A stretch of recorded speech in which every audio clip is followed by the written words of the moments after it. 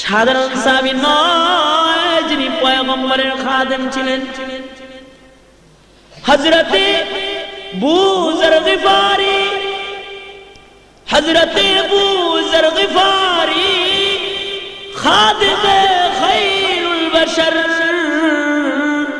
खिदमतू में जिंदगी भर ना बनाया अपना घर। নবীর খেদমত করতে করতে নিজের জন্য একটা ঘর বানানোর টাইম পায় না এমন একজন সাহাবী। দুইটা হাত তুলে ডেকে বলতেছে, ও খলিফাতুল মুসলিমিন, এই যুবকের একজন ভাই যদি মদিনায় থাকতো তাহলে ভাই ভাইয়ের জিম্মাদার হয়ে যাইত। খলিফাতুল মুসলিমিন পয়গম্বরের মুখে নিজ কানে শুনছি, আল মুসলিমু আখুল মুসলিম, মুসলমান মুসলমানের ভাই।